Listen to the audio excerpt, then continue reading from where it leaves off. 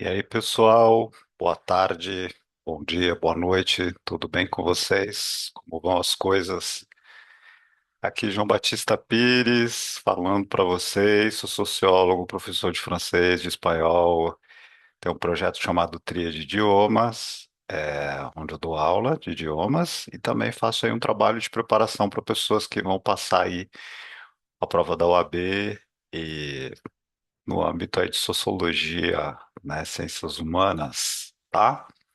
Então, eu estou aqui trazendo para vocês um tema onde nós vamos aí abordar o Marc Bloch. Então, é um tema sobre cultura e civilização francesa, tá?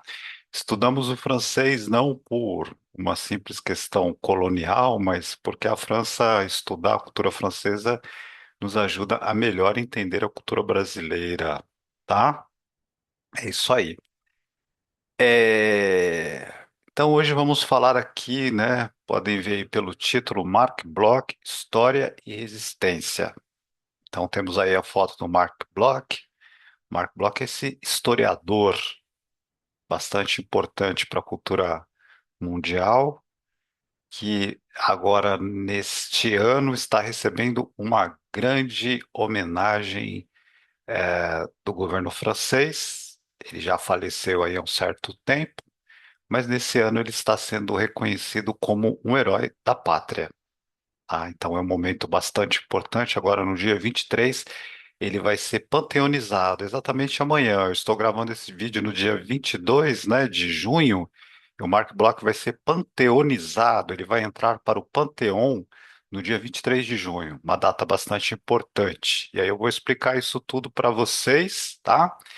É, esse reconhecimento do Mark Bloch, ele é bastante importante, mas ele também não deixa de gerar uma certa polêmica, porque o Mark Bloch era de origem judia e porque o Mark Bloch ele morreu lutando pela França. Então aí tem aquele debate, né, para saber se isso vai ser recuperado pelos sionistas, né, aqueles que defendem aí a grande nação ou a força do povo hebraico, né? Os sionistas, ou se ele vai ser recuperado pelos nacionalistas. É um grande debate. Eu não vou entrar muito nisso, tenho uma visão sobre isso, mas eu vou me interessar aqui, o Mark Bloch, por essa pessoa resistente e digna que ele foi, e também por ser um excelente historiador, um excelente, vamos chamar de cientista humano, tá legal?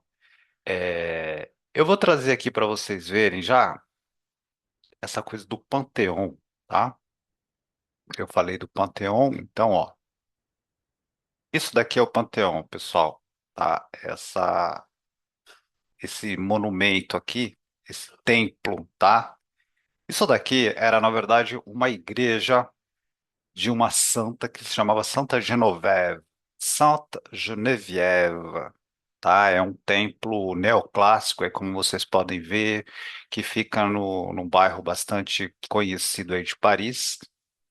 E nesse local aí estão os restos mortais de uma série de pessoas, aproximadamente 40 pessoas, 44, 45, não sei exatamente, pessoas que são considerados heróis da pátria. Grandes nomes, né? A maioria do sexo masculino, mas há mulheres também, tá? Então aí no Panteão nós podemos encontrar principalmente escritores e filósofos. Então nós temos Voltaire, e Rousseau, que são dois filósofos muito importantes do século XVIII, dois filósofos aí que, né, tiveram até uma disputa entre eles, mas que são muito importantes para na luta contra o absolutismo, né, no século no iluminismo, né? Nós temos aí Voltaire, Rousseau, nós temos Émile Zola, um escritor muito importante francês, né? Nós temos Jean Jaurès, que foi aí um socialista muito importante que morreu no começo da Primeira Guerra Mundial. Nós temos uma série de pessoas que morreram durante a guerra, que foram assassinadas pelos alemães durante a guerra, como Jean Moulin. e tantos outros. Nós temos Marie Curie, que foi uma pesquisadora do átomo, né? O casal Curie, são pessoas muito importantes, prêmios Nobel. Nós temos Josephine Baker, que foi uma cantora americana aí dos anos 30, 40, 50 aí, até mais, que morreu na França, que também lutou contra os alemães. Ela foi resistente também, uma figura muito exótica, que é, né, uma artista muito conhecida na França, bastante considerada nos Estados Unidos também. Nós temos Aimé Césaire. Aimé Césaire é um grande escritor, poeta negro da Martinica, que cria aí um movimento que faz parte da criação de um movimento muito importante, que é o movimento da negritude. Então, o Panteão é um grande templo, né, de repouso. Temos André Malraux também, né, que é importante também do pós-guerra. Nós temos então aqui dentro do Panteão tudo aquilo que a República conheceu como talento, como grande nome na luta pela liberdade, pela igualdade, fraternidade, pela República Francesa, tá? Então, o Panteão é o reconhecimento máximo que a figura pode ter aí na França, a figura pública. Aqui eu trouxe para vocês esse pequeno mapa aqui de Paris para vocês terem uma ideia de onde se localiza o Panteão aqui próximo, né? Então, Paris, essa cidade densa, fechadinha, arredondada, né? Com os muros aqui, as cinturas, né? Que eles chamam. Aqui, essa parte aqui, isso aqui é o Rio Sena, uma representação do Rio Sena, né? E aqui na parte, aqui nesse sul aqui, nós temos a Rive Gauche, que é o lado esquerdo do rio, onde está a administração, as embaixadas, a maioria, né? E aqui, esse bairro aqui é o 5, né? Os bairros são numerados, e aqui é o bairro 5, onde estão várias universidades, a Sorbonne está por aqui, essa parte verde aqui é o Jardim do Luxemburgo, né? O Jardim de Luxemburgo, e o Panteão está aqui, pertinho da Sorbonne, tá? Onde o Mark Bloch também deu aula, e o Mark Bloch vai entrar aqui então no Panteão, tá? É um local muito importante que vale a pena ser pesquisado, vale a pena ser estudado, e hoje a gente vai entender por que que o Mark Bloch tem esse reconhecimento, por que que ele vai parar aí no Panteão. Lá era a foto do Mark Bloch novinho, e aqui já é o Mark Bloch um senhor, né? Com o aspecto dele aí no momento do desaparecimento dele nos anos 40 aí com os óculos, com o terno de professor dele, né? Uma pessoa sempre com um olhar muito direto, muito franco, tá? E aqui embaixo eu coloco ele no momento da vida pessoal dele aqui. Podem ver como ele tem sempre esse estilo, né? Com a esposa dele, Simone Vidal, Simone Bloch, né? O Mark Bloch ele é de origem judaica, né? Ele é um judeu, então, como eu digo para vocês lá no começo, eu disse para vocês, ele teve 6 filhos com a Simone e ele vem de uma família do leste da França, da região da Alsácia, que é uma região aí de disputa entre a França e a Alemanha muito forte no século, né? Uma disputa que, antiga, inclusive, não só do século XIX, mas uma disputa que já veio de outros séculos, inclusive. E o avô do Marc Bloch já tinha lutado numa guerra que existiu entre a França e a Alemanha, que foi a Guerra Prussiana de 1870. Então, é uma família que já vinha combatendo pela França. Então, ele é judeu, mas ele nunca coloca a sua identidade judaica antes de tudo. Ele sempre se diz francês, né? Ele é uma pessoa que tem esse caráter republicano, laico, é bastante forte. Então, como eu disse para vocês, ele teve 6 filhos. Ele é o filho de um grande historiador, né? Professor de universidade também. E ele também se tornou filho ele também foi professor de história em universidade e ele forma historiadores. Então, esse papo de hoje, essa aula de hoje, esse vídeo vai ser sobre, então, a história. Tá legal? O Mark Bloch, ele nasceu no finalzinho do século 19, tá? Ele nasceu em 1800. Peraí, deixa eu chamar aqui, tá disparando tudo aqui. Ele nasceu em 1886, tá? Ele nasce aí no centro da França, numa cidade que se chama Lyon, Talvez você já tenham, né? Quem não conhece a França já ouviu falar, porque Lyon é uma das cidades mais importantes, né? Junto com Paris e junto com Marseille. E ele foi uma pessoa assim bastante conectada com o tempo dele e ele combateu nas guerras, né, na Guerra de 14 e 18, que é a Primeira Guerra Mundial, e na Guerra de 1939. Então ele é uma pessoa aí que tem esse patriotismo, né, esse nacionalismo no sentido positivo do termo. É, tendo sido um aluno brilhante, ele entrou num dos liceus, né, numa escola média, vamos chamar isso, no ensino médio mais importante, que é o Lycée Louis le Grand. E já era ali um ensino médio, mas com uma parte universitária já integrada nele, onde entravam grandes alunos, né? Louis Le Grand é uma escola onde estudaram Sartre, onde estudou o próprio Aimé Césaire, grandes autores, grandes filósofos, grandes nomes da cultura francesa passaram por Louis Le Grand. Por exemplo, quem dava aula em Louis Le Grand era o filósofo Henri Bergson, que é um filósofo muito importante.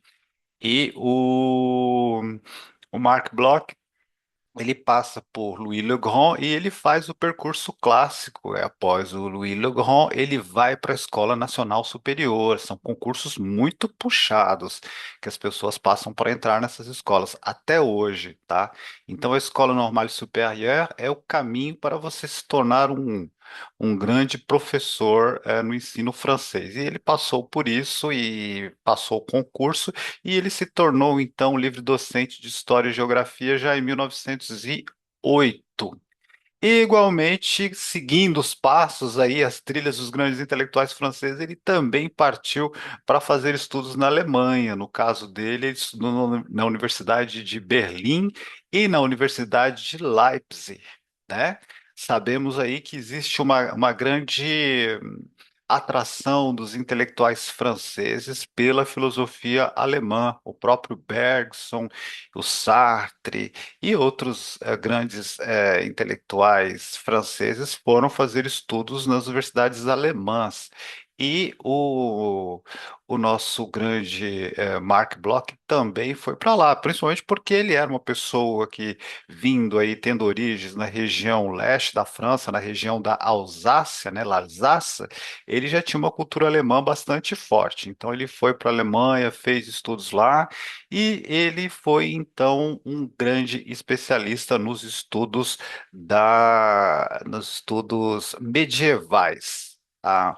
Uma carreira que acaba coincidindo com a eclosão da Primeira Guerra Mundial, quando ele se torna aí professor, que ele começa a lecionar, é o momento que tem a Primeira Guerra Mundial, ele participa da Primeira Guerra Mundial, ali ele já desenvolve o seu trabalho de pesquisa, porque ele também documenta as pessoas que estão com ele no fronte, a Guerra das Trincheiras, né? Ele faz todo um trabalho fotográfico, ele relata, ele anota, o Mark Bloch, ele faz do seu cotidiano um campo de pesquisa também. É muito interessante nesse aspecto aí. Tá legal? Bom, sabemos que com o final da Guerra de 14-18, a Alemanha sofre uma grande derrota e uma grande humilhação, e a Alemanha perde vários territórios, né? Territórios que haviam sido anexados já em 1870, como os territórios da Alsácia e da Lorena. A Alemanha deve devolver esses territórios para a França. A Alemanha perde colônias na África também. Ela deve indenizar. Sabemos que a Guerra de 14 e 18 ela vai ser uma das causas, né,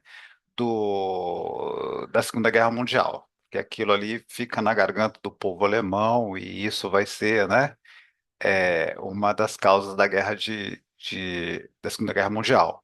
Enfim. Com essa devolução da Alsácia e da Lorena para a França, o governo francês vai desenvolver fortemente o ensino nessas regiões e vai haver então o desenvolvimento da Universidade de Estrasburgo, que é uma cidade muito legal que se encontra aí na região da Alsácia. Então, vai com o desenvolvimento dessa universidade, todo um grupo interessante de professores, aí, de jovens professores de aspecto de cunho germanista vai para essa universidade. Entre eles, o Marc Bloch, né? E o Lucien Febvre, e o Maurice Roelvachs, por exemplo, entre outros, né? Que são humanistas aí, são pessoas que têm uma forte influência do pensamento do Durkheim, Emile Durkheim.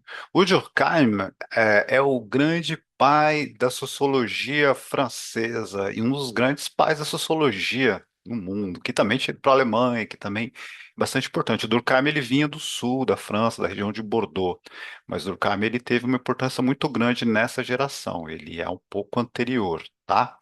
É, esse encontro desses jovens em Estrasburgo vai provocar e vai dar nascimento àquilo que nós chamamos a Revista dos Anais, La Revue des Annales. Eu vou colocar aqui para vocês uma foto da Revue des Annales. Aqui, olha aqui.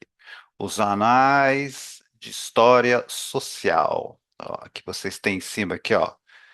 Marc Bloch, tá? E aqui nós temos Lucien Febvre. Aqui eles já não estão mais em Estrasburgo, que é um número antigo. Eu tentei achar os primeiros números, mas não consegui achar, tá? Então, Anais de Histoire Sociale. No Brasil são os Anais de História Social, tá? Então, é uma revista muito importante que existiu, então, desde 1929. Sabemos que nesse momento aí, inclusive no Brasil e em vários outros países, há um grande número de revistas, uma grande quantidade de revistas, né, que existem, onde as pessoas publicam os seus trabalhos. E o Marc Bloch, com o Lucien Febvre e outros, fundam então a La Revue des Annales, que tem todo um caráter diferenciado na abordagem dos estudos da história. Ela pretendia e foi, né? Ela gostaria de ser uma revista de história que tivesse aí um impacto nas elites dirigentes do país. E ela teve, de uma maneira geral, não tanto na classe administrativa, mas entre os intelectuais, e ela teve aí um sucesso internacional e ela acaba nos quatro cantos do mundo, provocando aí uma transformação no olhar e na prática do historiador e das ciências sociais de uma maneira geral, tá? Aqui não dá para ler direitinho, mas ele coloca, né, problemas e análises, pesquisas, a França que trabalha, a vida científica, do passado ao presente, guerreiros e críticos. Ou seja, é uma revista que tem todo um olhar diferenciado da história. Esse que é o trabalho da Revue des Annales. Ela é bastante inspirada de uma revista que se chama Revue de Synthèse, que foi criada por um filósofo chamado Henri Bergson, tá? Então é uma visão interdisciplinar da história, é uma nova epistemologia, ou seja, é uma nova maneira de pensar e de compreender a história, longe daquele caráter positivista, né, aquele caráter escolar que via a história somente como fatos e grandes personagens. O Mark Bloch, ele procura quebrar, ele procura romper com isso e ele procura ver o fato histórico não de uma maneira factual, não de uma maneira linear, né? Através de grandes figuras heróicas, épicas, né? Mas ele propõe uma história global. E por isso que estudar esse tema de hoje do Mark Bloch, estudar a Escola de Zanardi é importante para quem trabalha em ciências humanas, para quem trabalha em arte, para quem trabalha, né, até nas áreas sociais, que faz pesquisa e que procura entender o fato estudado, o objeto da pesquisa, de uma maneira ampla e que procura entender a importância das estruturas econômicas, das estruturas sociais e das mentalidades, tá? Então, o Mark Bloch ele diz o seguinte: quando há um evento, né, quando há um acontecimento, um fato histórico, aquilo que nós vemos é apenas a superfície das coisas, né? É o tremor, aquilo é efêmero. E ele diz que por baixo daquilo, né, há realmente as camadas, né? As camadas. E é as camadas que a pessoa, que o pesquisador deve se interessar, né? Aquilo que não está visível, aquilo que está por baixo do fato. Tá? Então, ele acaba vendo o acontecimento como uma teia formada por diferentes dimensões, onde há coisas individuais, onde há fatos geracionais, onde há fatos de civilização. Então, para ele, né, existe aquele tempo que a gente vive, o tempo cotidiano, que é bastante subjetivo, né, que é baseado na percepção de coisas, que é baseado em percepções do passado, que é algo fragmentado, que é aquele tempo no qual nós estamos. E ao lado disso, há um outro fato, há um outro tempo, né, que é o tempo medido, né, que ele é diferente do tempo medido. O tempo medido é o tempo que é objetivo, que é o tempo que é cronológico, que é aquele tempo quantificável no calendário, no relógio, que é o tempo oficial, né? Então, o trabalho da pesquisa, o trabalho do historiador, do sociólogo, de quem está fazendo aquela pesquisa, aquela análise, é conciliar e é procurar entender o que está sendo dito nessas duas dimensões.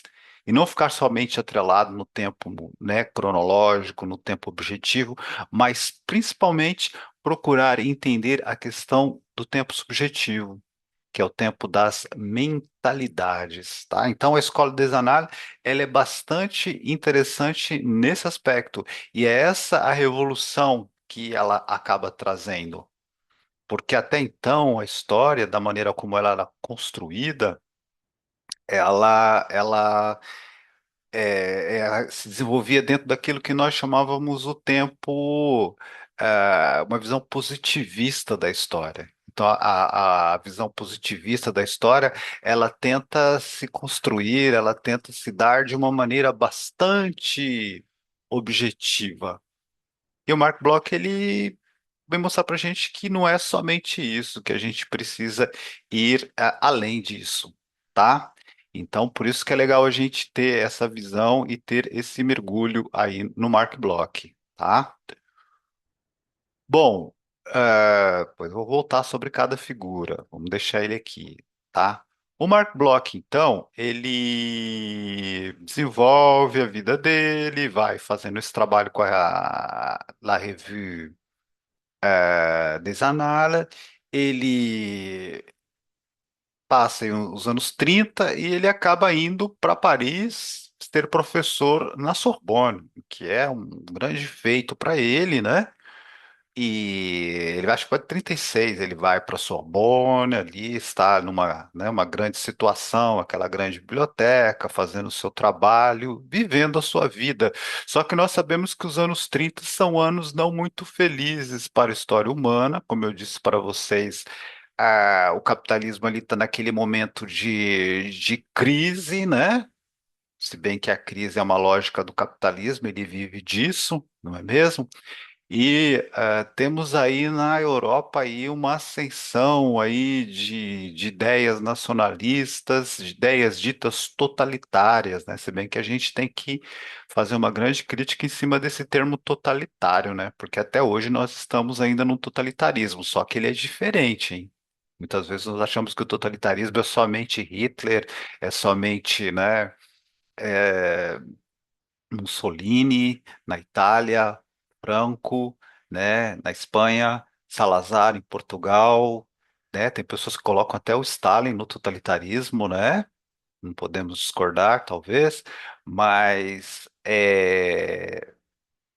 o totalitarismo é muito mais do que isso. Enfim, nos anos 30 nós temos então aí um grande, né, um endurecimento político. E isso acaba levando à guerra, em 1939, né? com a invasão da Polônia, da República Tcheca, ali vindo pelo leste ali.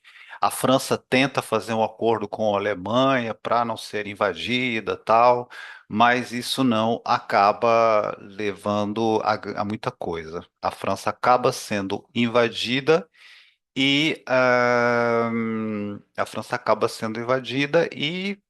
evidentemente, sabemos que o regime nazista ele era inimigo dos comunistas, dos esquerdistas e dos judeus, dos negros, dos ciganos e tudo isso, né?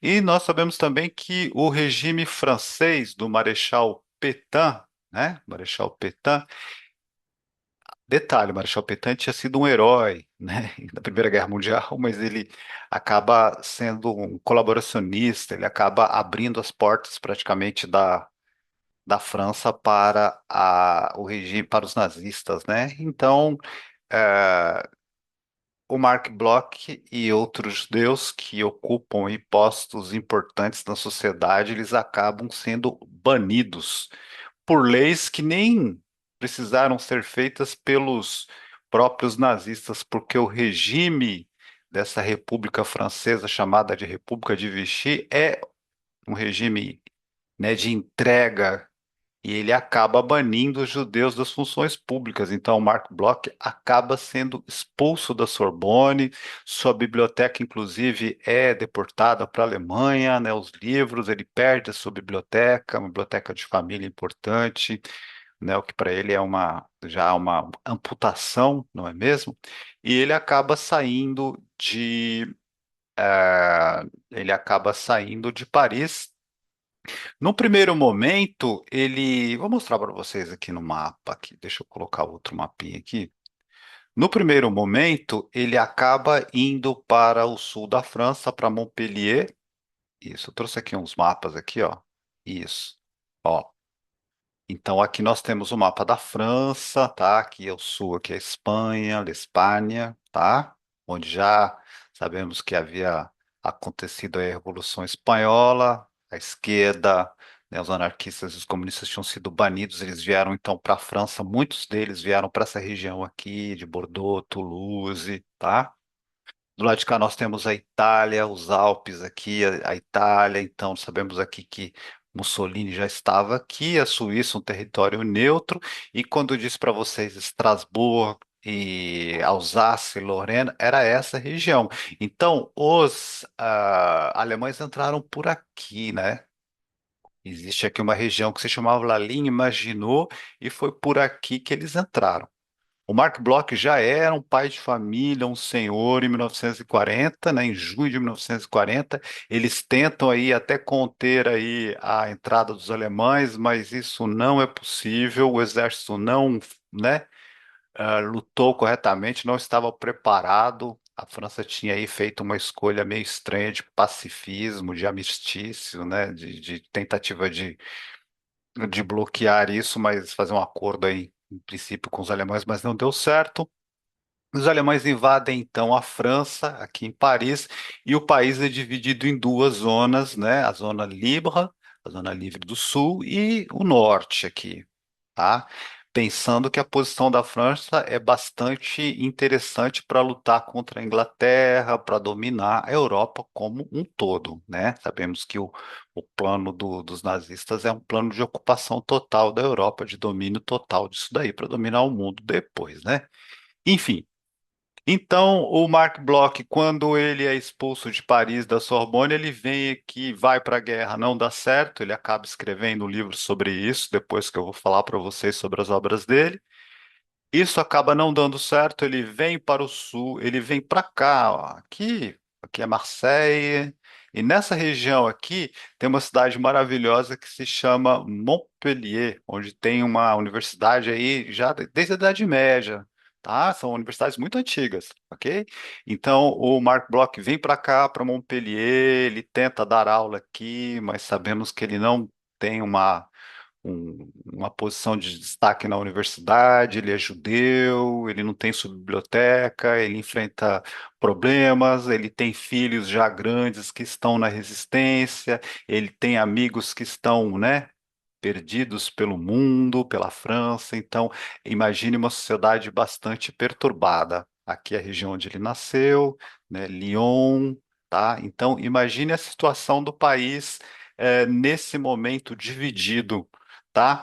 Essa divisão aqui, pessoal, ela vai de 1940 até 1942, porque depois de 1942, os nazistas, eles acabam indo e invadindo todo o território, tá? Então, olha aqui, ó, essa linha da demarcação aqui, ó, ela acaba sendo desrespeitada, esse acordo aqui de que a República de Vichy, a capital provisória, ela passou a ser aqui, Vichy, não é? Então, essa zona toda foi ocupada. Os alemães ocuparam toda a França, porque não dava, na visão deles, não era possível deixar o território livre, e eles queriam, né, o restante, as riquezas, e ocupar tudo por uma questão estratégica de poder e de riqueza, né? Então, os intelectuais, a população aqui já não podia correr mais, né? Alguns ainda foram, né, para os Estados Unidos, como o próprio Levi-Strauss, né, o grande antropólogo. Alguns vieram, inclusive, para o Brasil, né? A gente tem Henri Salvador, que veio, né, para o Brasil, e outras pessoas, né? Muitos foram para os Estados Unidos, outros foram para a Inglaterra, como o general de Gaulle, para tentar organizar a resistência a partir de lá, sabendo também que havia uma parte francesa no norte da África também, outras pessoas foram para lá. Mas há um grupo importante de pessoas, né, sem os quais nada teria acontecido, que são os resistentes. São aquelas pessoas que entram na clandestinidade, que vão para as regiões de montanha, que vão para a clandestinidade e que passam a organizar ações contra o governo ocupante, né? Então, dinamitar trens, assassinar soldados, e é isso que acontece com o Mark Bloch.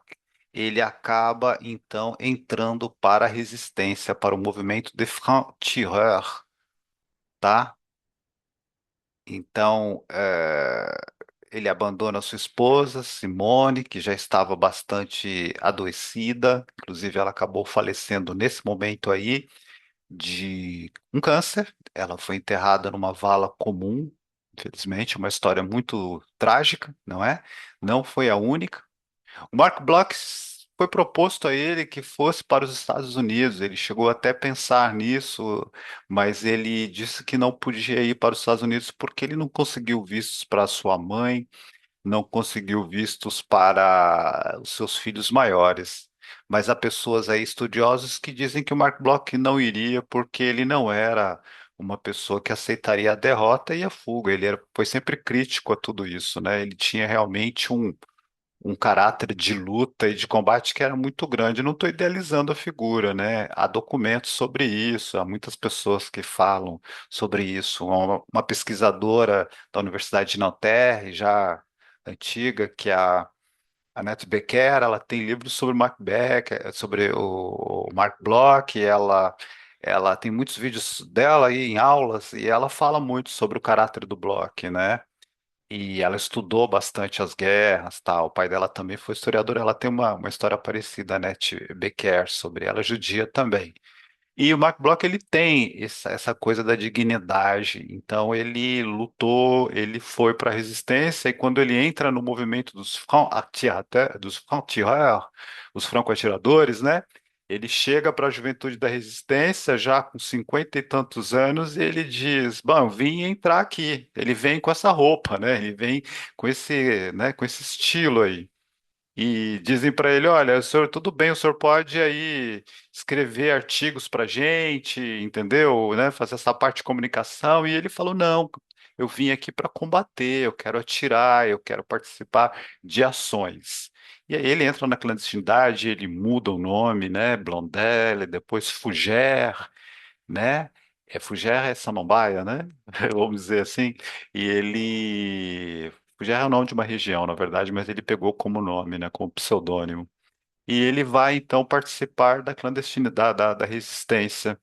Só que é um movimento que é bastante breve, ele entra aproximadamente em 43, pelas pesquisas, né? e ele já é morto em 44, na clandestinidade. Ele chegou ainda a se encontrar com a esposa, Simone, durante algum momento. Ele foi para a região de Lyon. Foi lá onde ele foi capturado pela Gestapo. Ele foi entregue pela polícia francesa, né? E depois ele foi torturado durante vários meses. Ele não entregou ninguém. Inclusive, as pessoas nem sabiam quem ele era, não havia registros, porque ele foi preso com uma identidade falsa. Então, era uma pessoa que tinha todo um senso de dignidade. Aí, há cartas do Mark Bloch também.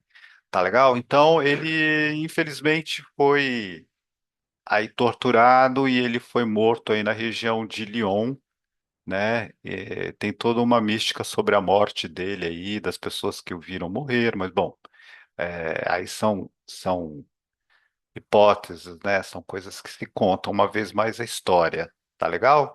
Então é bastante interessante a gente fazer esse estudo sobre os processos da Segunda Guerra, como isso se dá.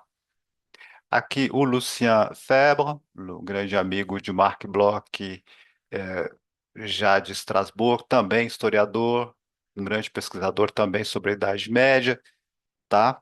E co-diretor. Um momento bastante tenso para o Marc Bloch e Lucien Febvre, dessa longa amizade que eles têm, é o momento em que os alemães passam a interdir a publicação da revista dos Annales, né, Les Annales d'Économie, se o Mark Bloch continuasse escrevendo com o pseudônimo, com o nome dele de judeu. Não podia, não era possível, né? Então ele passa, o Lucien Febvre tem que fazer um trabalho de convencimento para o Mark Bloch para que ele escreva sob um pseudônimo, né? O que é bastante difícil para ele. Ele queria que os artigos continuassem saindo na revista, mas não poderiam sair sobre com o nome do Mark Bloch, né? Então ele acaba indo para a clandestinidade também na revista.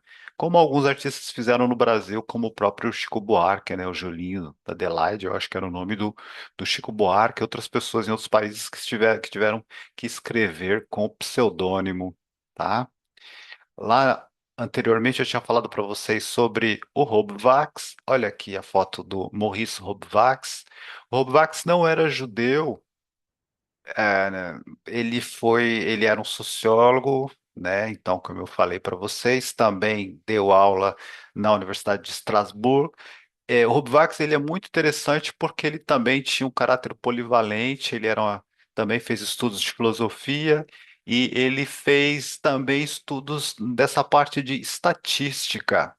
Então, o Robivax ele desenvolve a sociologia nesse aspecto. Ele estudou principalmente um filósofo que era Leibniz, e o Leibniz ele tem toda uma relação com a parte dos cálculos, com a parte dos números também. O Leibniz ele tem uma relação com a matemática que é linda, assim. E o Robivax ele pega isso. Então, o Robivax tem esse aspecto bastante polivalente e ele estuda essa questão da estatística, das probabilidades, ele tem teses sobre isso, ele tem estudos sobre isso, o Rob-Wax.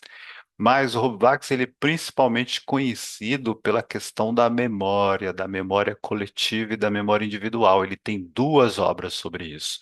E o Rob-Wax também foi preso pelos alemães, porque o filho dele era resistente, né? Fez parte da resistência francesa e o Robax foi preso aí em 44 também nessa mesma época terrível e ele acabou sendo morto no campo de concentração de Buchenwald, na Alemanha, bastante doente, em 1944. Ele não conseguiu voltar.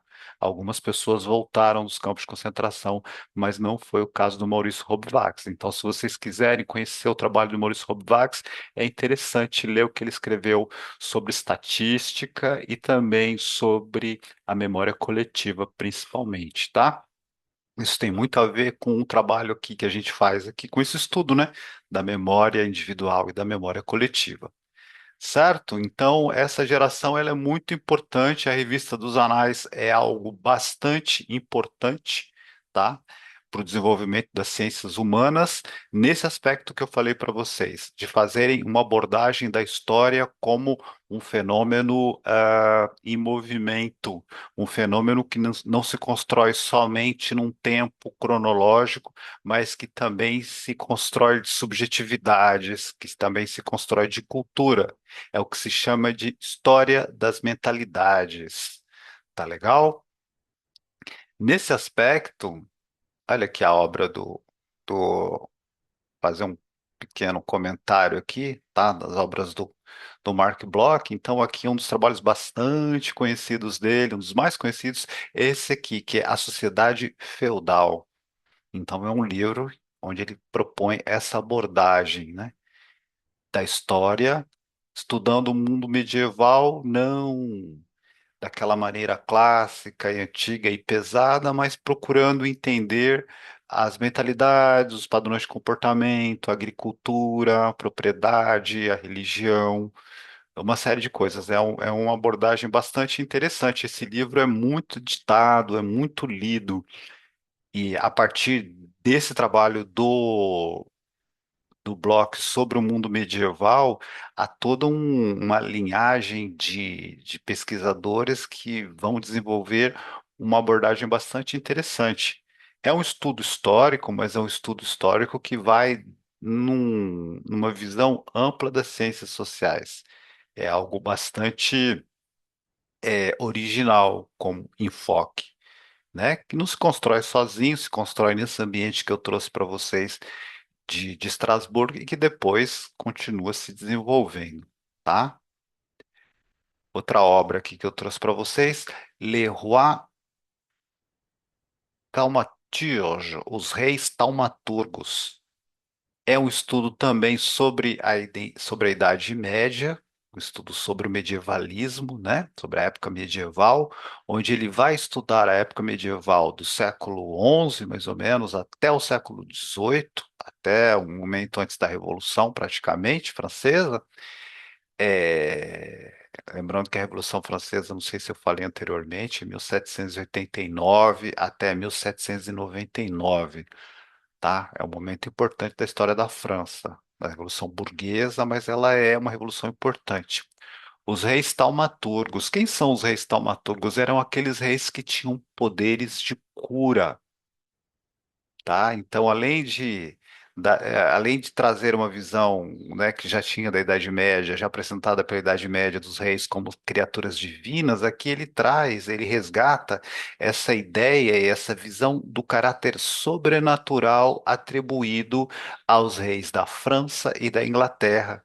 Então já é um estudo de história comparada entre as monarquias desses dois países que são idênticas, que são diferentes, mas enfim. E dentro disso ele estuda a Guerra dos 100 Anos, a Guerra das Rosas, né? Sabemos que é uma rivalidade muito grande entre essas duas monarquias, né? E os reis taumaturgos eram aqueles reis que tinham então poderes de cura de pessoas que tinham feridas, principalmente na região da orelha. É um tipo específico de feridas, né? Provocadas aí pela tuberculose. Leuatomaturgia, taumaturgos, né? Então ele faz um trabalho, na verdade, de misticismo, é um trabalho de antropologia. Isso que é interessante, a originalidade dele. Então você pega os capítulos, é uma introdução bastante rica, e depois ele começa a abordar como que se constrói esse mito, como que ele se manifesta, o que as pessoas dizem, como isso se dá. Então é um trabalho que é um estudo da Idade Média de história, mas ele é calcado, né, ele é baseado é uma espécie de abordagem antropológica, como eu disse para vocês anteriormente, um trabalho de mentalidade. E através desse estudo, aí ele vai fazendo, então, a construção histórica daqui, da sociedade, do modo de produção, da agricultura. É um diálogo com a sociedade medieval, né? E é uma obra que marca muito, né? Infelizmente, eu não tenho os tradutores desse aqui, tá? Sabendo que algumas pessoas, né, algumas edições eram portuguesas, né, e mesmo espanholas. Aqui eu já sei que a tradução é da Lilian Schwartz, né? Mark Bloch, Apologia da História, ou o Ofício de Historiador. Aqui é uma edição da Zahar, né? Uma editora aí dos anos 80, talvez até antes, eu não sei exatamente quando foi criada a Zahar, mas esse livro foi traduzido pela Lilian Schwartz, que é uma grande historiadora brasileira que tem essa mesma visão, essa pegada, digamos assim, da história das mentalidades, né? Essa apologia da história, ela é um texto básico para quem estuda história. Então, os amigos que eu tenho de história e a galera que estuda história por aí, quem vai estudar história, vai passar por essa leitura. Esse livro, o Mark Bloch, ele traz na introdução, é uma resposta. Ele escreve esse livro para o filho dele, porque ele diz que na introdução o filho dele pergunta para ele, mas papai, para que serve o estudo da história, né? Então ele fala, olha, escreva este livro para responder aquilo que um dia um pequeno garoto, né, petit garçom, um dia me demandou, né, papai, para que serve a história? E aí ele vai trazer a visão dele de história dentro do que eu falei para vocês, onde ele vai trazer que o historiador é alguém que tem a visão do seu tempo, mas quando o historiador vai fazer uma pesquisa histórica, ele tem que procurar se desnudar disso para ele poder estudar aquele documento, aquele material histórico, sem necessariamente os preconceitos de sua época.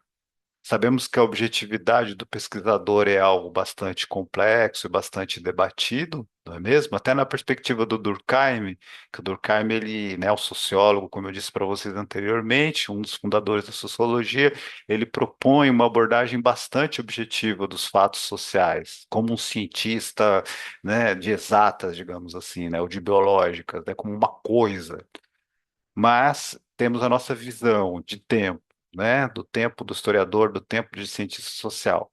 Mas o Marco Bloch diz: não, temos que pegar o fato e temos que investigá-lo, analisá-lo, estudá-lo e procurar realmente nos desnudar disso, procurar fazer suposições, questões, mas sempre tentando entender e dialogar com a historicidade daquele tempo do fato social, né?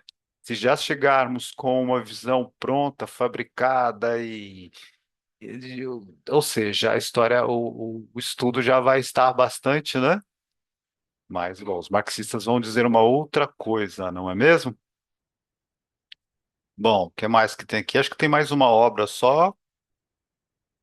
Isso, essa aqui que eu falei para vocês anteriormente, né? Que é Marc Bloch, L'étrange défaite. Eu não tenho uma tradução desse aqui em português, que é A Estranha Derrota. Défaite é derrota, tá? Então, é testemunho escrito em 1940. Nesse livro aqui, o Marc Bloch, ele fala da experiência dele enquanto pessoa que lutou na guerra, porque aqui ele está relatando aquele momento em que ele participa nos anos em 1940, naquele trabalho de lutar contra os alemães para tentar conter a invasão da França, que dá uma derrota ali na região da Ardennes, eu acho, né, ali no leste da França. Então os franceses são derrotados porque eles não estavam preparados.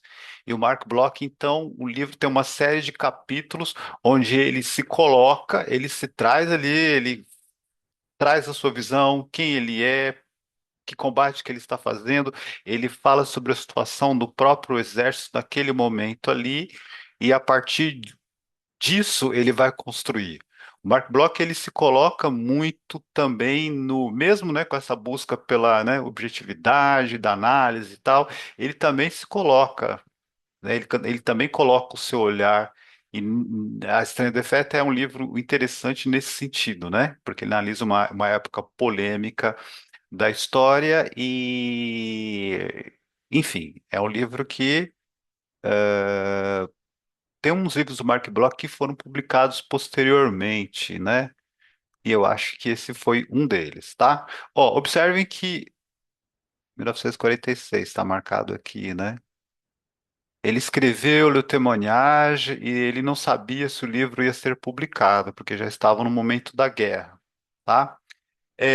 Les Francs-Tireurs. Veja que Les Francs-Tireurs, os francos atiradores, é o mesmo grupo de, de resistência no qual ele se integrou, né?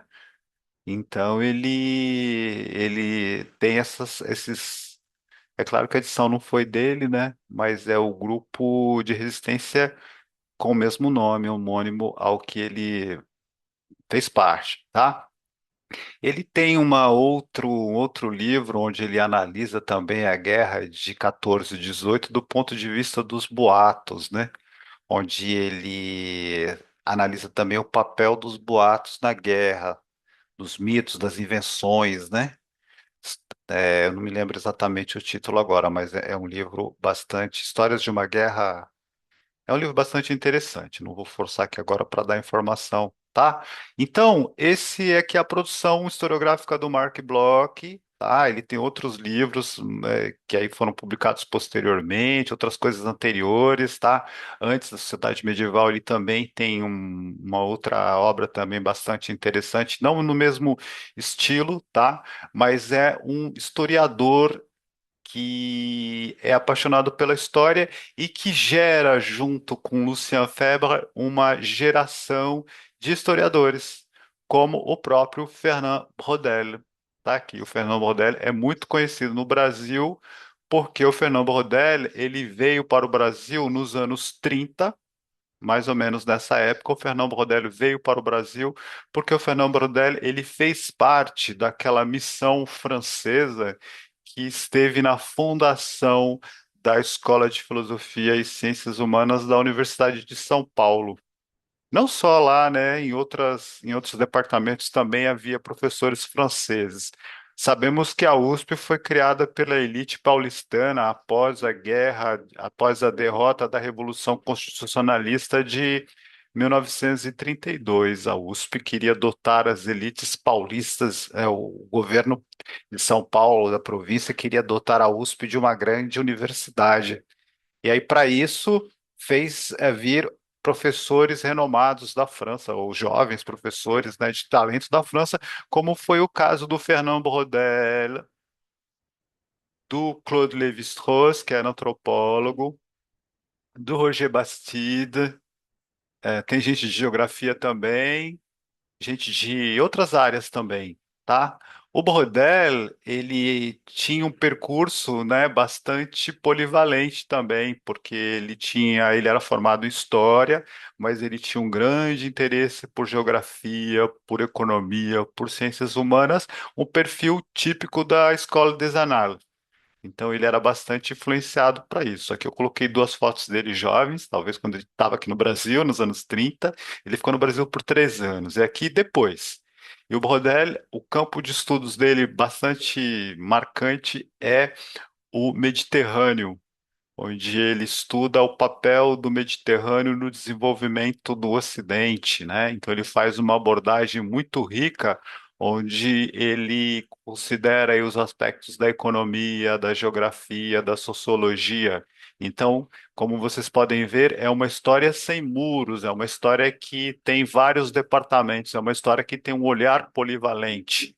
Então, o livro do Fernand Braudel, é, ele é interessante, esse livro. Eu não conheço vastamente a obra do Braudel, mas sobre o Mediterrâneo, sim, eu li aí, e, e há momentos de grande poesia, porque ele descreve o meio ambiente de uma maneira, sem ser determinista, mas ele atribui, ele tem um olhar ao espaço, a territorialidade, né? É algo muito interessante nesse trabalho do Rodello. E ele mostra como o capitalismo existe mesmo no mundo antigo, aspectos, né, do capitalismo em outras sociedades também. Sociedades pré-capitalistas, né? E o olhar que ele tem sobre o Brasil também é muito interessante, porque o Brodel, ele vê o Brasil como uma extensão que é, de fato, do mundo mediterrâneo.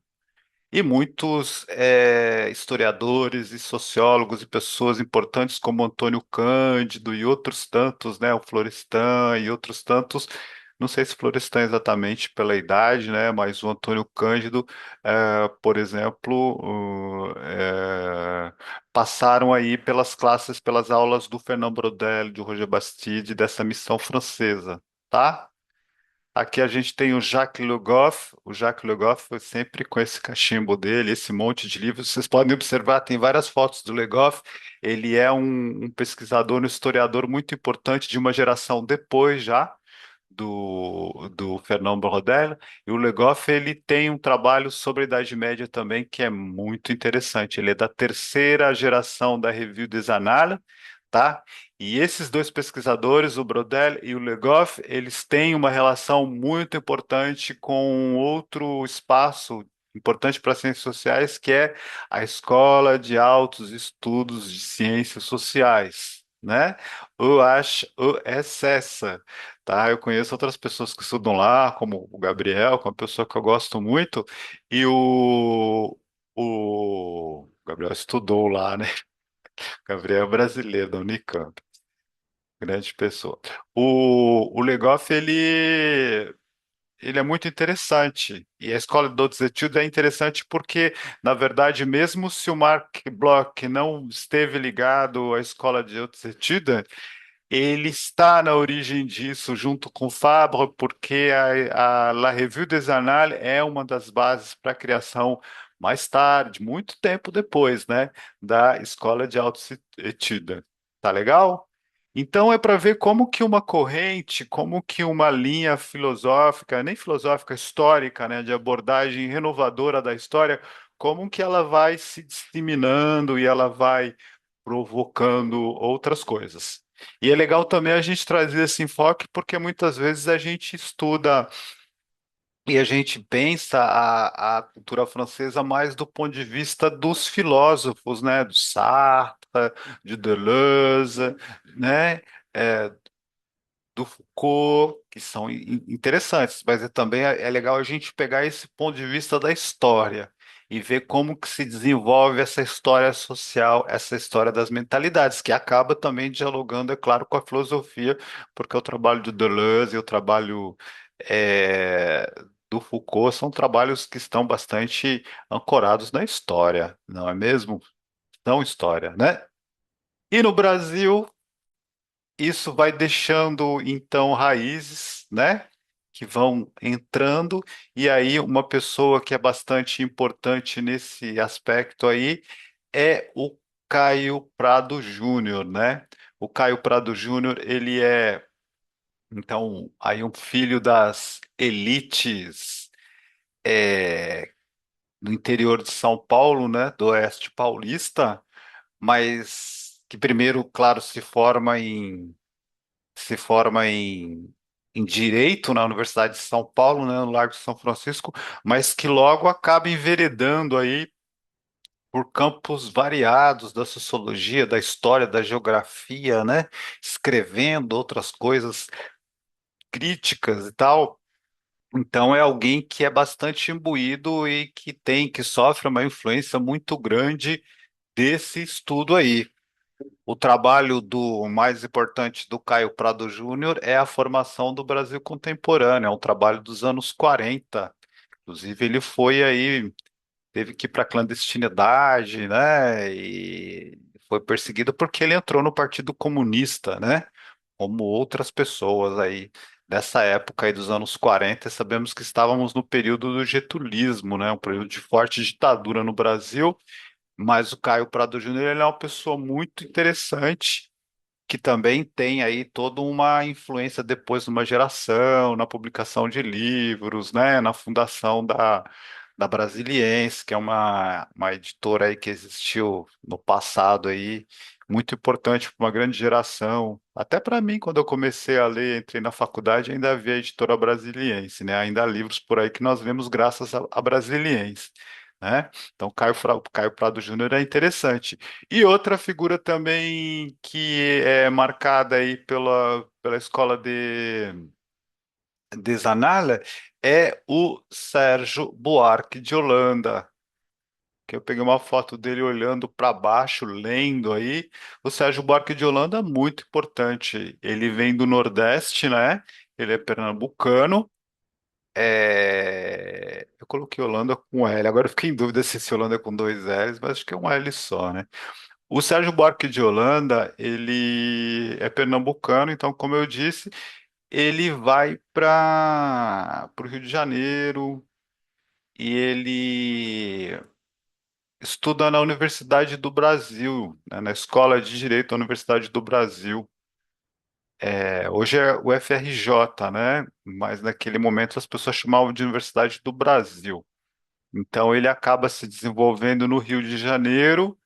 E o Sérgio Buarque de Holanda, ele é essencial para a compreensão das ciências humanas no Brasil, das ciências sociais, da história. Ele tem uma pesquisa que é muito interessante.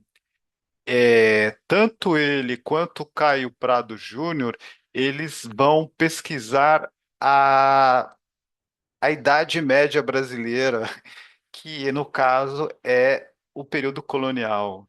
Então, o Sérgio Buarque de Holanda, ele estuda a obra mais importante dele é Raízes do Brasil, que é de 1936. Então, ele é anterior, inclusive, ele é anterior, inclusive, ao Caio Prado Júnior, pouca coisa, né?